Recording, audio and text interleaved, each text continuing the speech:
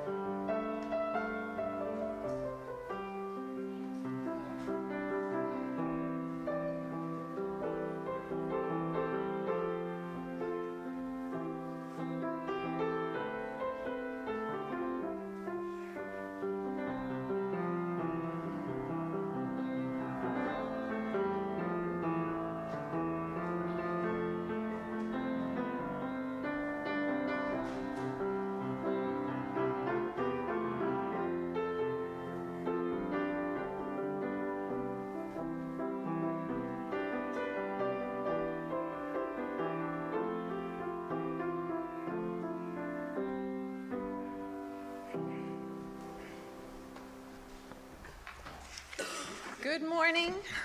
I'm Kathy Williams, and I am your worship associate this morning. Please rise in body and or spirit and join me in singing hymn number 126, Come Thou Fount of Every Blessing.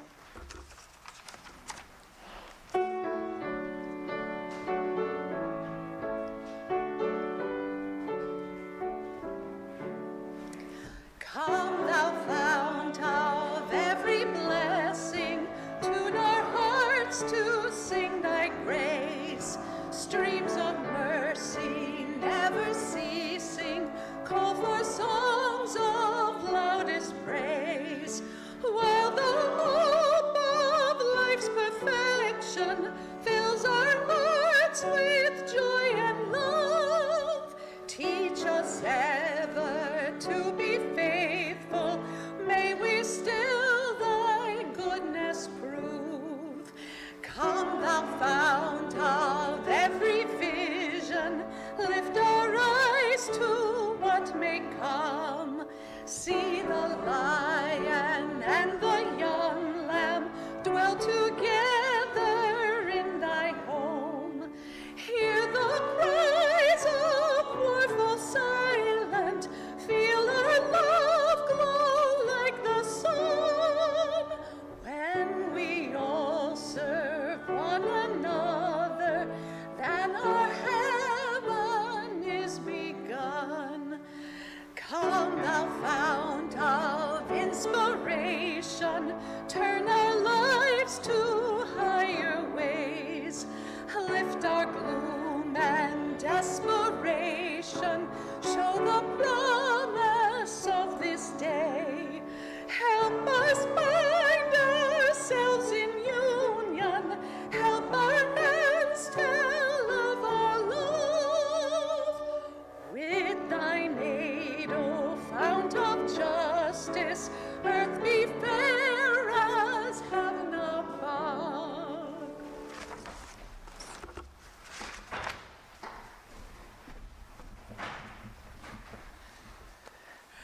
Good morning. My name is Nora Mulligan, and I am the president of the Board of Trustees. Welcome to the Unitarian Universalist Congregation of the Hudson Valley. Whether you have been with this congregation a decade or more, or this is your first time visiting, we welcome you. Whatever the faith and traditions of your past, we welcome you. Whoever you are and whomever you love, we welcome you. Whatever your theological stance, we welcome you. Whatever your heritage, we welcome you.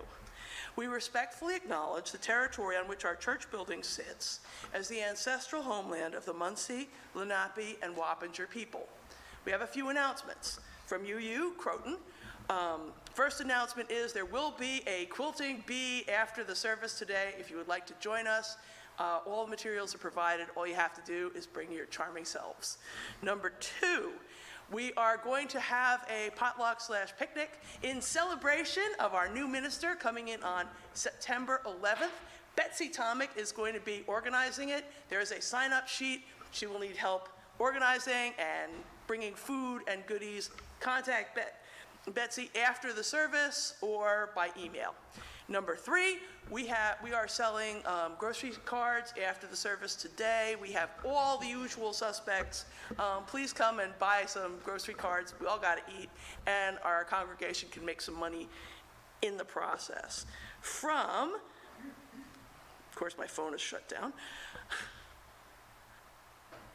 From the First Unitarian Society of Westchester, we have also three announcements.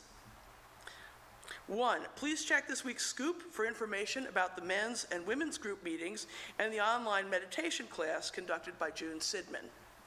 Two, also in the Scoop is an invitation to contribute to the FUSW Journal to help us process together the changes to our physical and spiritual home. And three, wanted, guests in our pulpit. If you have suggestions for a guest speaker for upcoming worship services beginning in September, please pass on names and contact information to Lenore Lupi. Her email address is in the Scoop and in the directory accessible in the member section of our website. For the most up-to-date information, please refer to our weekly e-newsletter and check our website frequently.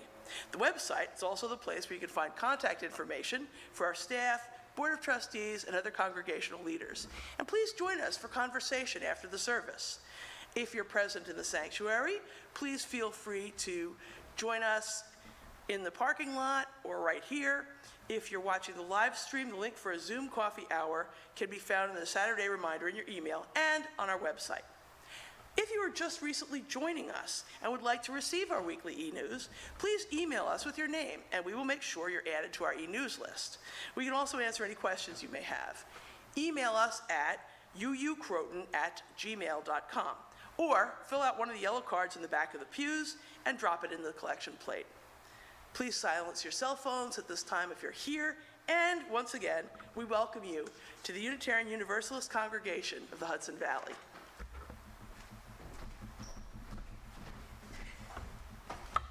Oops.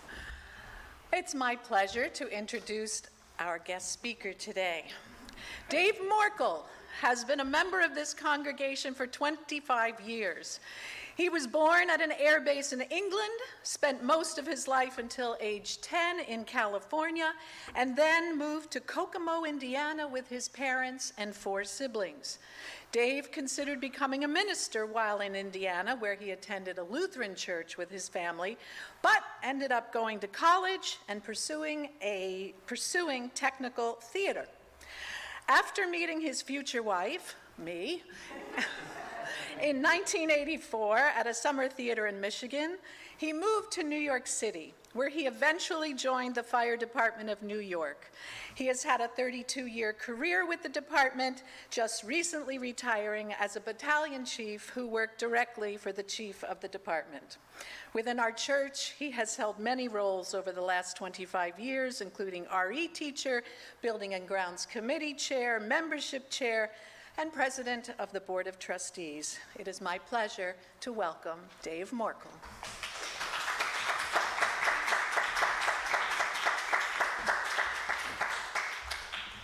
Thank you. Feel that? Each breath, every inhale, exhale. We are living, breathing, connected. We are the whole, complete selves that we were born to be. Feel that? In your bones, in your muscles, in your heart and your blood. That is the extraordinary you. The you who was born for this time, this place, this moment. Feel that? The struggle, the worry, the pain, the loss, the grief. It is still you. You are still whole, complete, beautiful, extraordinary. Feel that. Let us worship.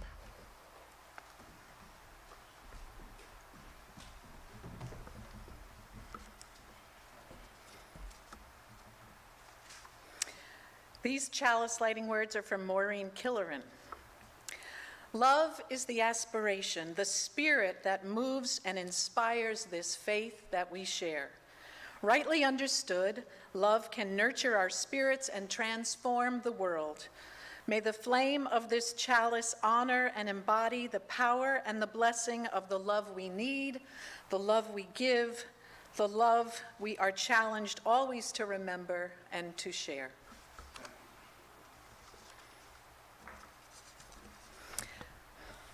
Now please join me in saying our Unison Affirmation. The words are in your order of service. Inspired by love, our mission is to seek our true nature, connect deeply and openly, and act for justice.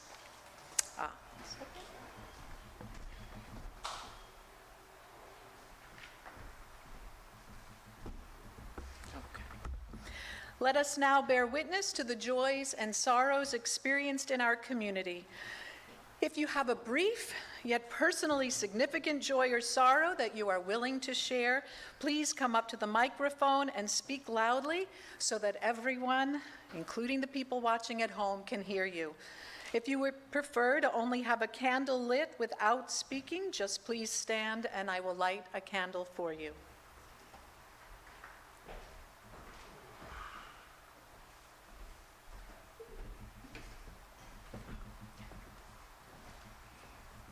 Hi, I'm Nora, and I have a joy. I have a couple of joys. One is I just visited my daughter, hence the hair. The other is, I don't know if people got this because I first announced it at one of the FUSW services. I'm going to be a grandmother. And we just found out, the baby is due in January. We just found out it's a girl. So we are so happy.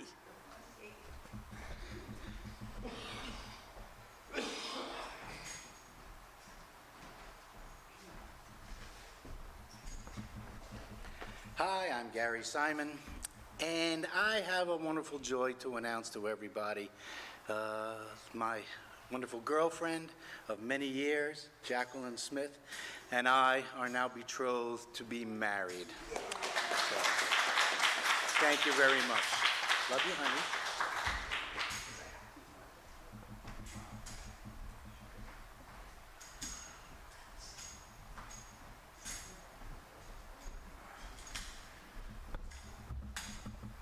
Hi, my name is Bob. I just wanted to make an announcement. Next Sunday, August 14th, we're having a big corn festival at the big riverfront park up in Beacon, right on the Hudson River. And it's going to be a big family affair. We take people out for free sailing on our boat, Bottom of the Sea Puppet Theater. We have all kinds of food, all kinds of vendors. And it's for children, and it's also handicap accessible. So it'll be a week from today, from noon to 5. Oh, sorry.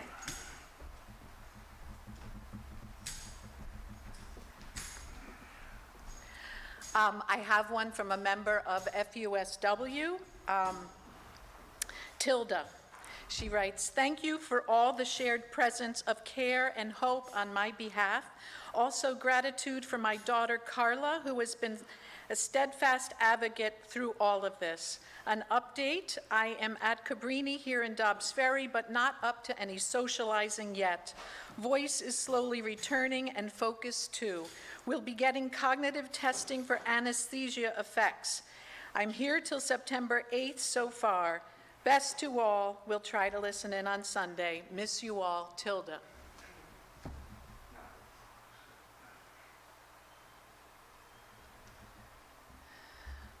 We also acknowledge all the unspoken joys and sorrows held within the sanctuary of our hearts, and all those people who have yet to find a spiritual home where they can share their joys and sorrows.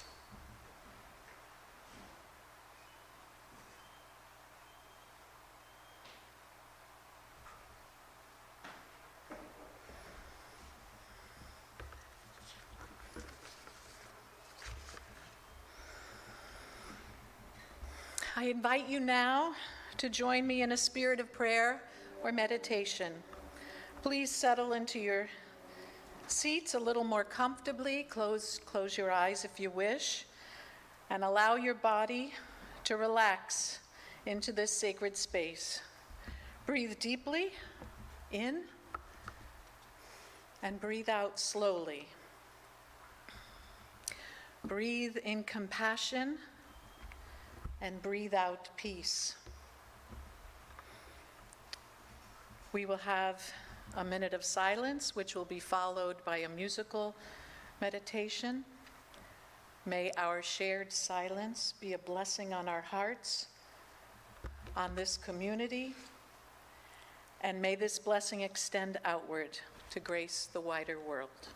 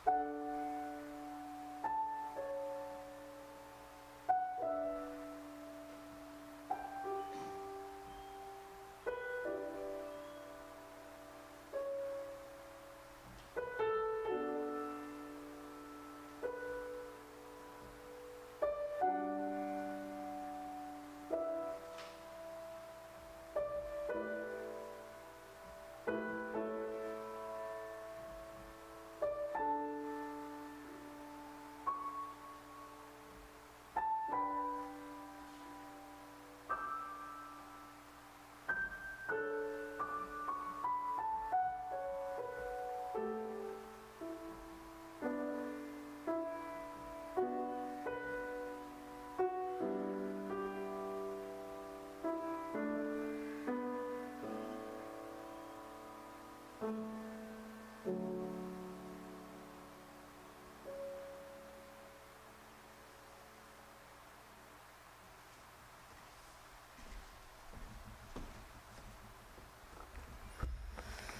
person is a puzzle.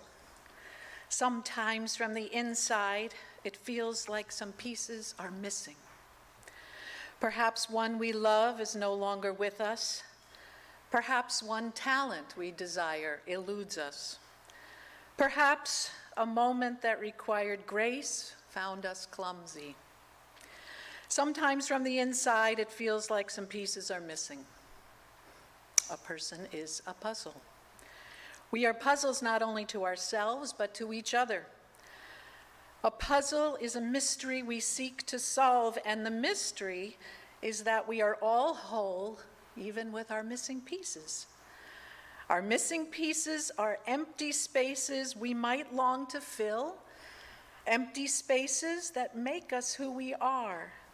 The mystery is that we are only what we are, and that what we are is enough.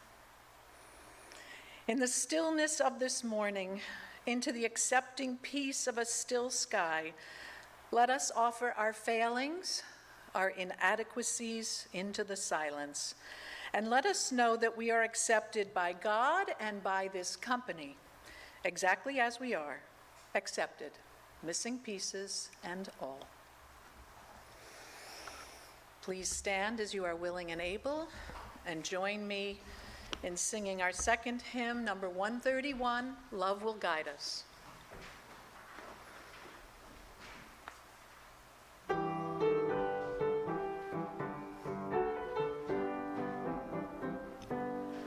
Love will guide us, peace has tried us, hope inside us will lead the way on the road from greed to giving. Love will guide us through the hard night. If you cannot sing like angels, if you cannot speak before thousands, you can give from deep within you. You can change the world with your love. Love will guide us, peace has tried us, hope inside us will lead the way on the road from greed to giving. Love will guide us through the hard night.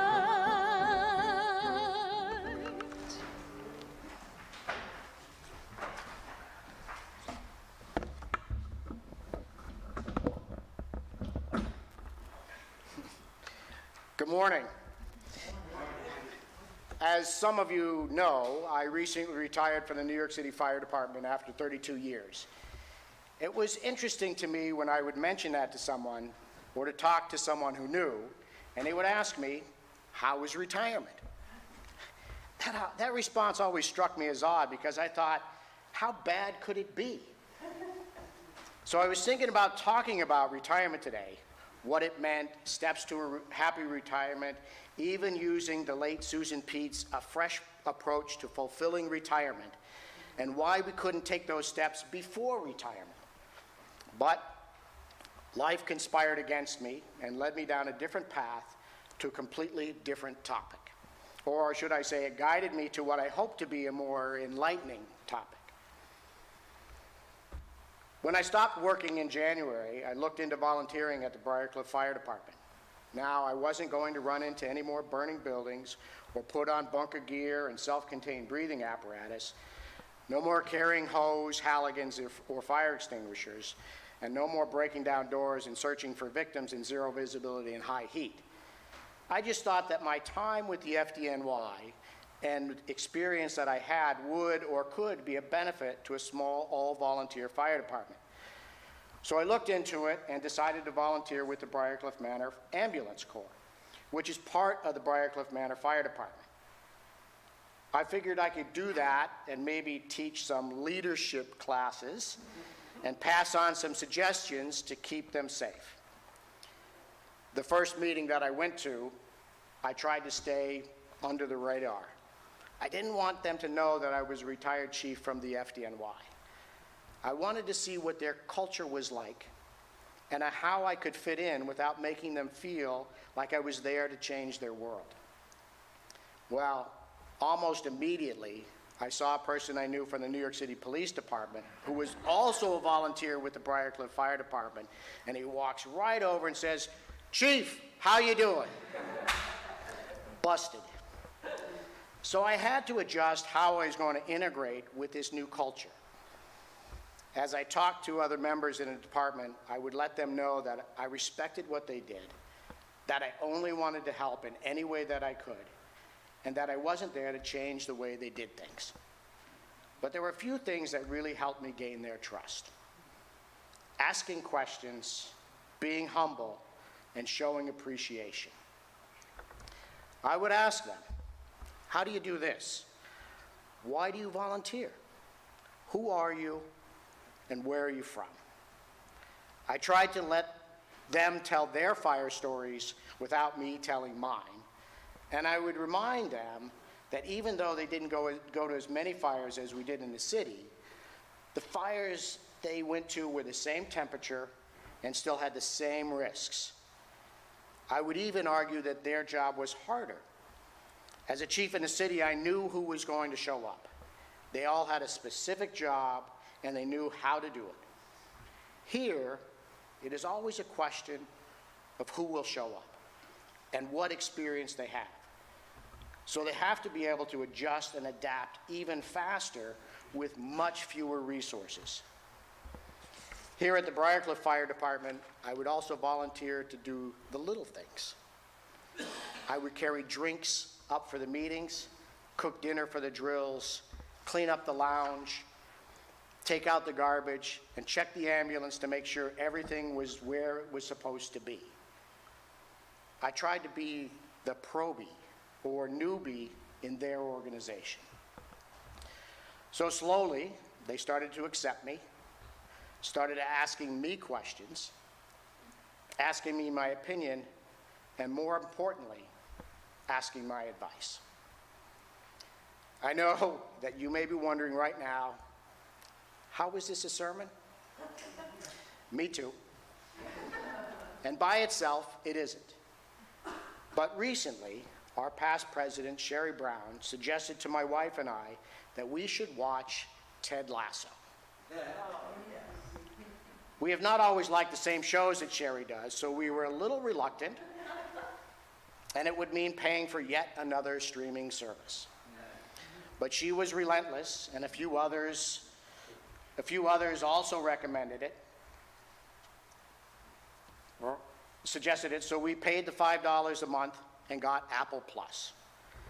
Now, I don't know if any of you seen it, but when we finished watching it, I realized that Ted Lasso was doing something very similar to what I was trying to do, and doing it much better.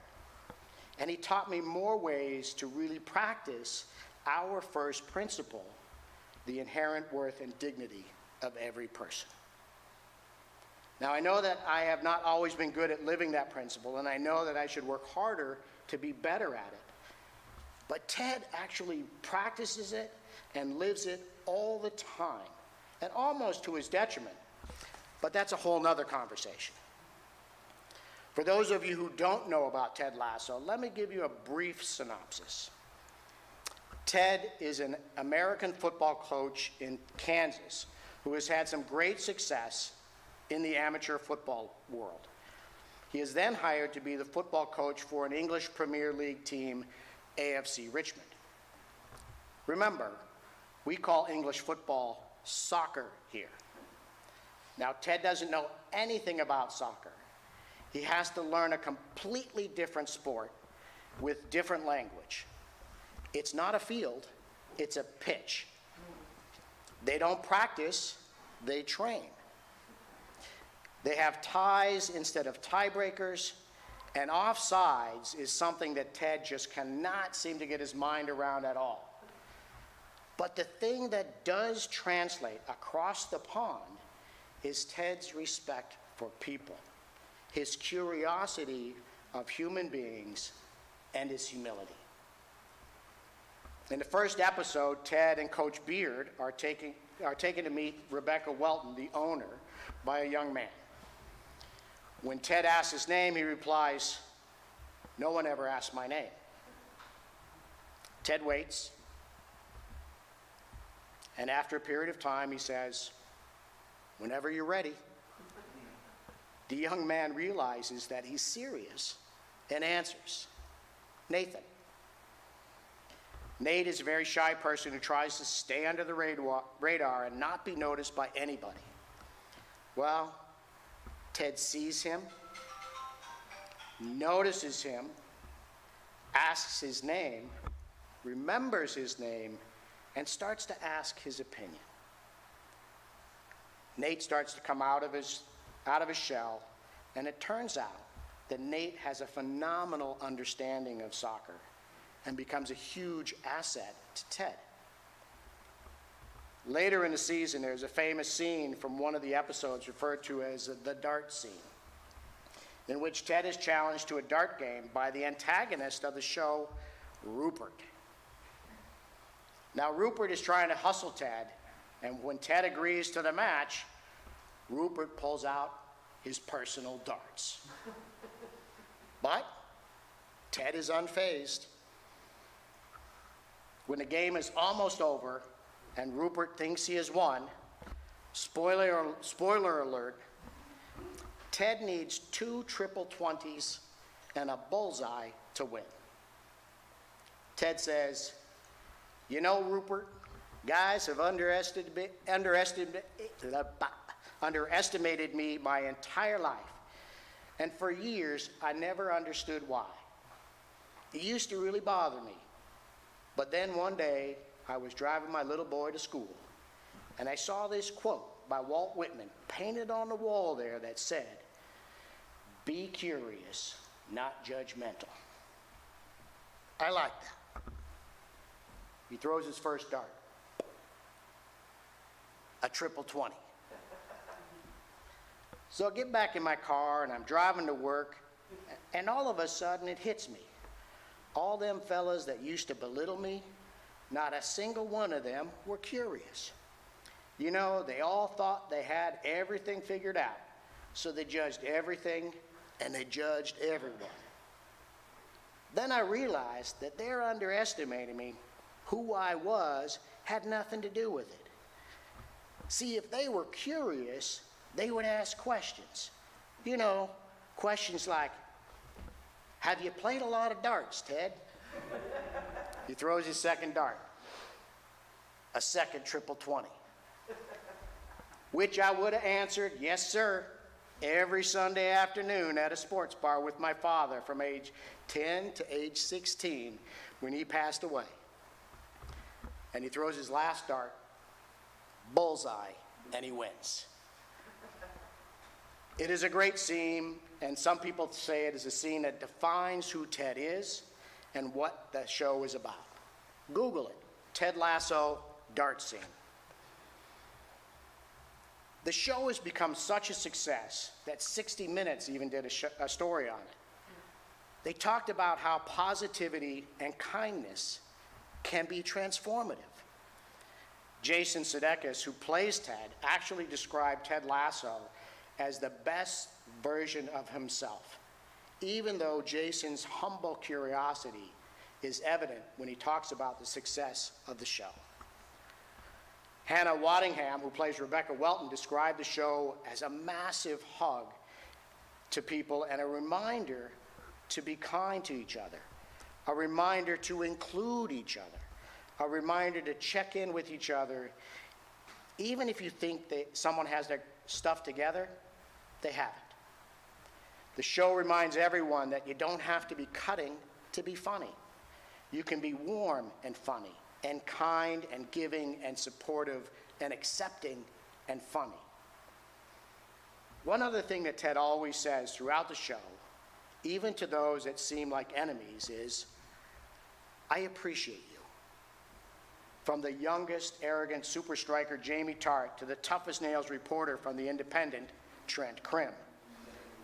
He tells them that he appreciates them, and the reality is, he actually does.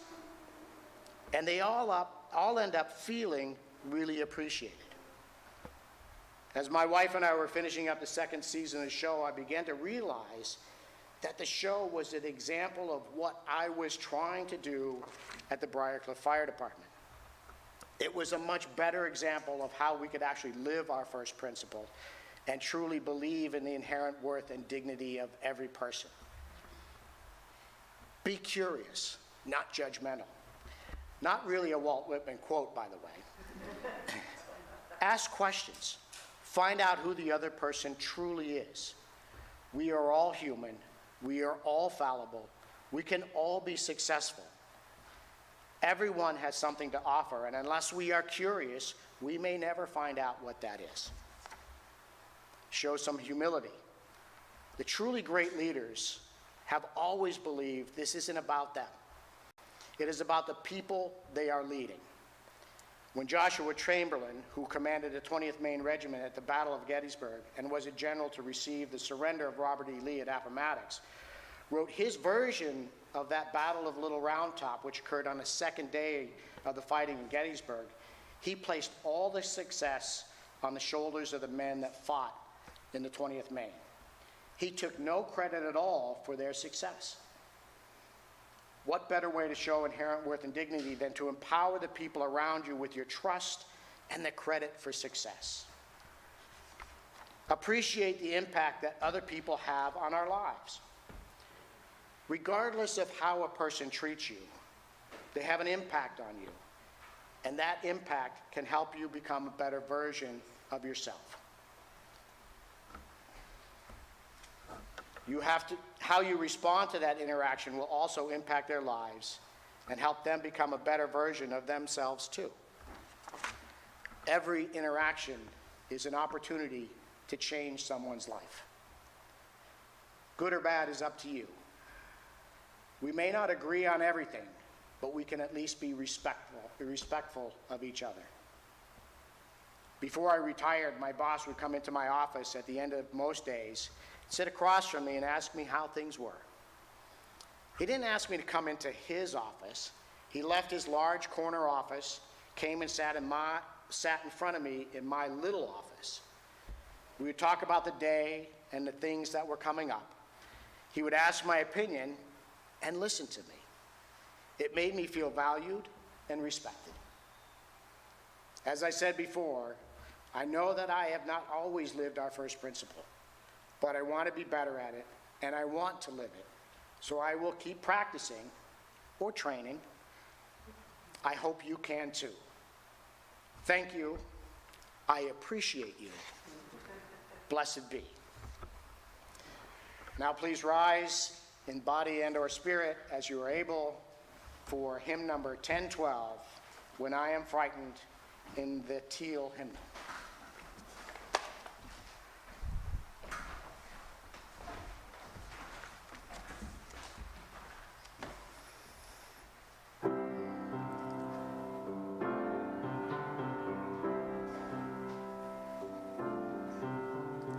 When I am frightened, will you reassure me?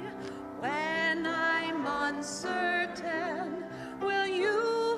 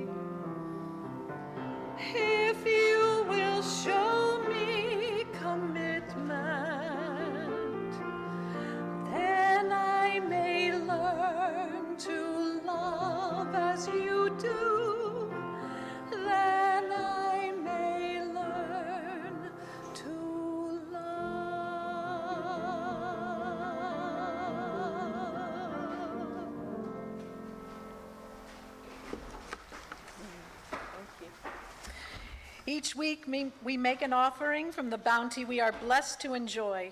We do this in a spirit of love and generosity, aware that we have benefited from those who have gone before, those who in their turn gave generously. Our offering goes to support the work of love and justice undertaken by this community. Today's offering will also be shared with the Unitarian Universalist Service Committee.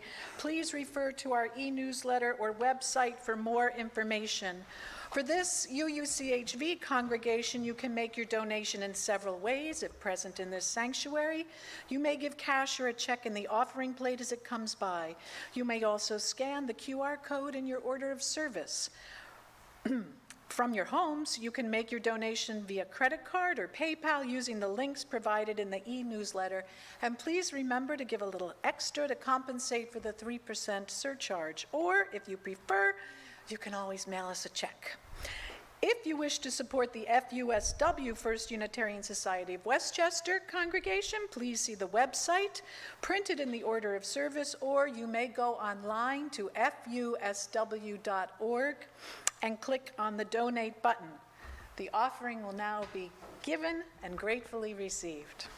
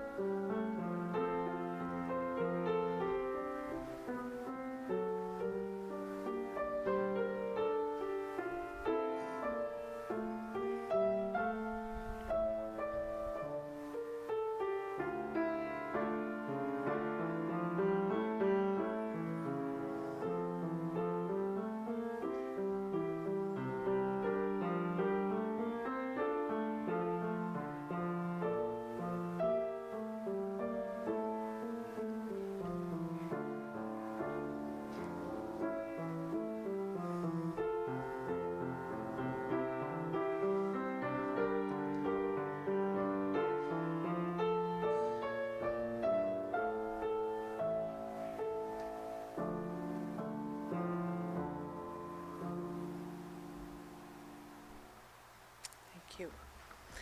Please join me in the dedication of the offering.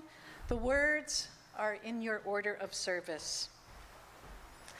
May these gifts and the work of our hands and hearts give power to all we stand for as a community of faith. And now, please join me in extinguishing the chalice. The words are found in your order of service. We extinguish this flame, but not the light of truth, the warmth of community, or the fire of commitment. These we carry in our hearts until we are together again.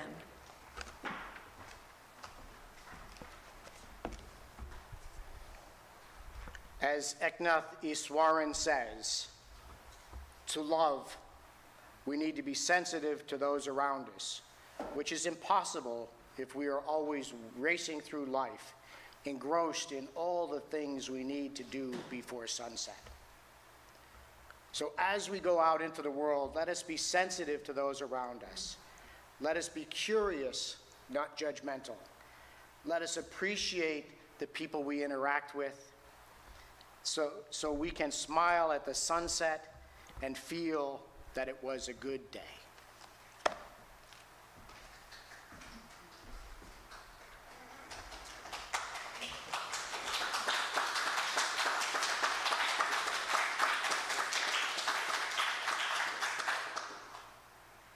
Host